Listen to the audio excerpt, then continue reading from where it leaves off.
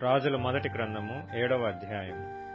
సొలొమోను 13 సంవత్సరములు తన నగరును కట్టించుచుండి దానినంతటినీ ముగించెను. మరియు అతడు లెబానోను అరణ్యపు నగరును కట్టించెను. దీని పొడుగు 100 మూరలు, వెడల్పు 50 మూరలు, ఎత్తు 30 మూరలు. 4 వరుసల దేవదారు స్తంభముల మీద దేవదారు దూలములు వేయబడెను. మరియు 45 స్తంభముల మీద ప్రక్క గదులపైన దేవదారు కర్రలతో అది కప్పబడెను. ఆ స్తంభములు వరుస వరుసకు పైగా 15 చొప్పున 3 వరుసలు ఉండెను. 3 వరుసల కిటికీలు ఉండెను. 3 వరుసలలో కిటికీలు ఒకదానికొకటి ఎదురుగా ఉండెను. తలుపుల యొక్కయు కిటికీల యొక్కయు స్తంభములు చచ్చౌకముగా ఉండెను. 3 వరుసలలోనూ కిటికీలు ఒకదానికొకటి ఎదురుగా ఉండెను.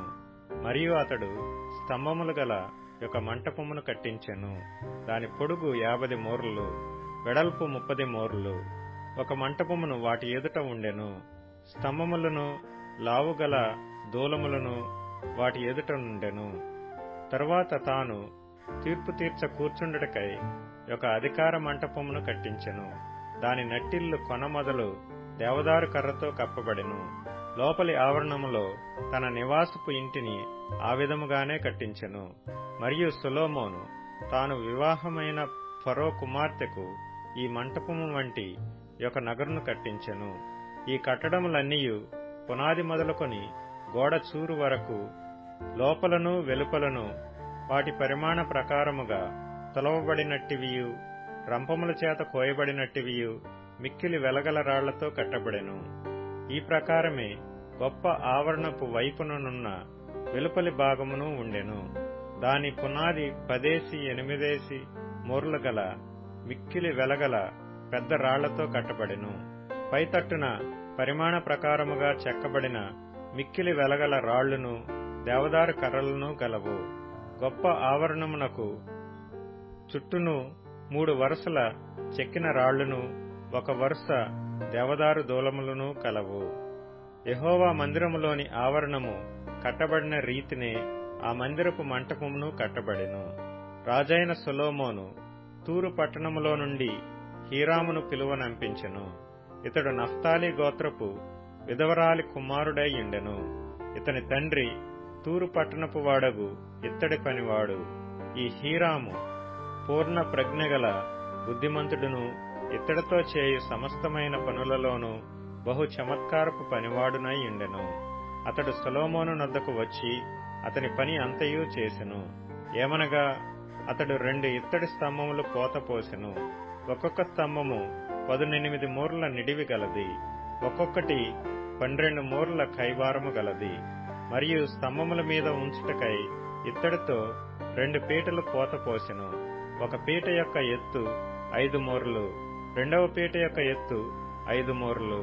మరియు స్తంభముల మీదనున్న పీటలకు అల్లిక పని వంటి పనియు, గొలుసు పని దండలను చేయబడెను. అవి పీటకు 7 కలిగి ఉండెను. ఈలాగున అతడు స్తంభములను చేసి మీది పీటలను కప్పుటకు చుట్టూను అల్లిక పని 2 వరుసలు దానిమ్మ పండ్లతో చేసెను. ఈ ప్రకారముగా అతడు 2వ పీటకును చేసెను. మరియు స్తంభముల మీది పీటలు 4 మూరల మట్టుకు తామర పుష్పము వంటి పని గలవై ఉండెను. మరియు 2 స్తంభముల మీదనున్న పీటల మీది అల్లిక పని దగ్గరనున్న ఉబ్బెత్తుకు పైగా దానిమ్మ పండ్లుండెను. 200 దానిమ్మ పండ్లు ఆ పీట మీద వరుస వరుసలుగా చుట్టూనుండెను. ఈ స్తంభములను అతడు పరిశుద్ధ స్థలపు మంటపములో ఎత్తించెను. కుడి పార్శ్వపు స్తంభమును ఎత్తి దానికి యాకీను అని పేరు పెట్టెను. ఎడమ పార్శ్వపు స్తంభమును ఎత్తి దానికి బోయజు అని పేరు పెట్టెను.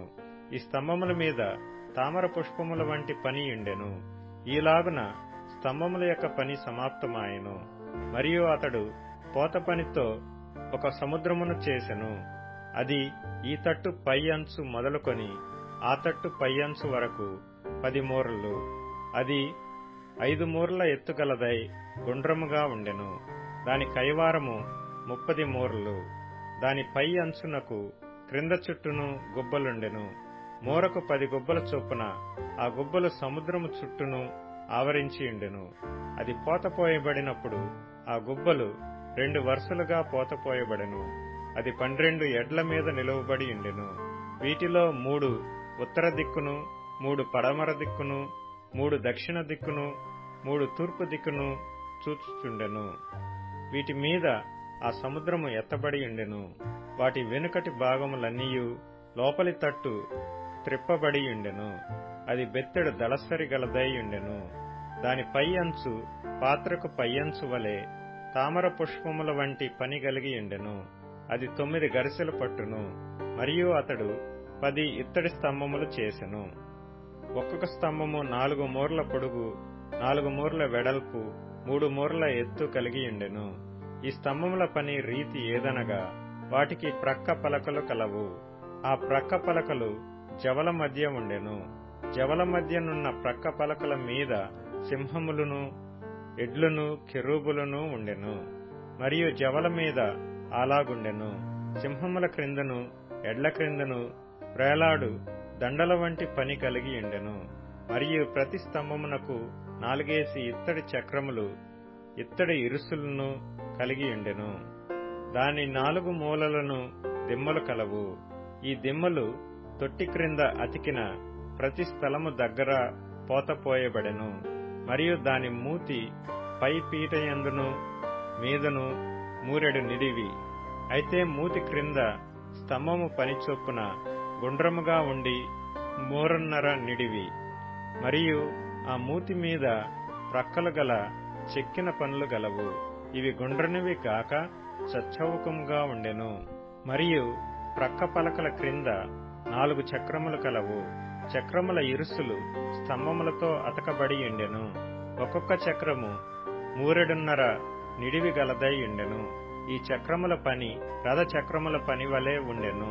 వాటి ఇరుసులను, అడ్డలను, పూటీలను, ఆకులను పోత పనివై ఉండెను.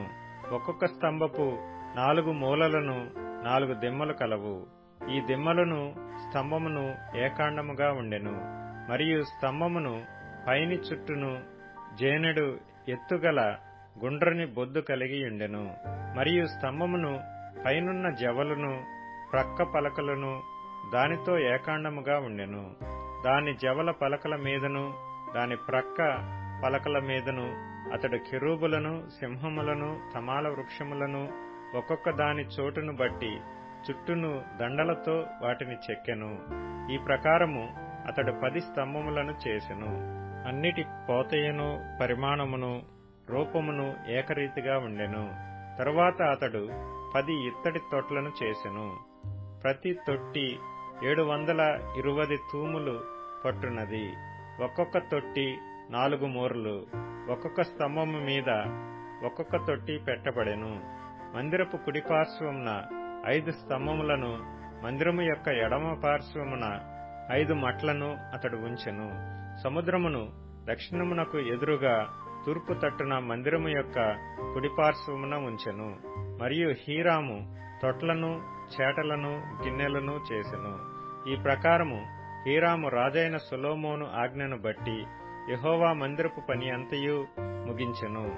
2 స్తంభములను, ఆ 2 స్తంభముల మీదనున్న పైపీటల పళ్ళెములను, ఆ స్తంభములను పైపీటల పళ్ళెములను కప్పిన 2 అల్లికలను, ఆ స్తంభముల మీదనున్న పైపీటల 2 పళ్ళెములను కప్పిన అల్లిక యొక్కటింటికి 2 వరుసల చొప్పున 2 అల్లికలకును 400 దానిమ్మ పండ్లను, 10 స్తంభములను, స్తంభముల మీద 10 తొట్లను, 1 సముద్రమును, సముద్రము క్రింద 12 ఎడ్లను, బిందెలను, చేటలను, గిన్నెలను, వీటినన్నిటినీ రాజైన సొలొమోను ఆజ్ఞను బట్టి హీరాము యెహోవా మందిరమునకు చేసెను. ఈ వస్తువులన్నీయు మెరుగుపెట్టిన ఇత్తడివై ఉండెను. యొర్దాను మైదానమందు సుక్కోతునకును సారెతానునకును మధ్య జిగట భూమియందు రాజు వాటిని పోతపోయించెను. అయితే ఈ ఉపకరణములు అతి విస్తారములైనందున సొలొమోను ఎత్తు చూచుట మానివేశెను.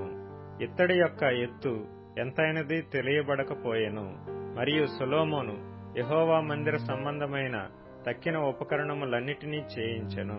అనగా బంగారపు బలిపీఠమును, సముఖపు రొట్టెల నుంచు బంగారపు బల్లలను, గర్భాలయము ముందర కుడిపార్శ్వమున 5, ఎడమ పార్శ్వమున 5, 10 బంగారపు దీపస్తంభములను, బంగారపు పుష్పములను, ప్రమిదలను, కారులను, మేలిమి బంగారపు పాత్రలను, కత్తెరలను, గిన్నెలను, ధూప కలశములను, అంతర్మందిరమును, అతి పరిశుద్ధమైన స్థలము యొక్క తలుపులకును, మందిరమును ఆలయపు తలుపులకును కలిగిన బంగారపు బందులను వీటన్నిటినీ చేయించెను.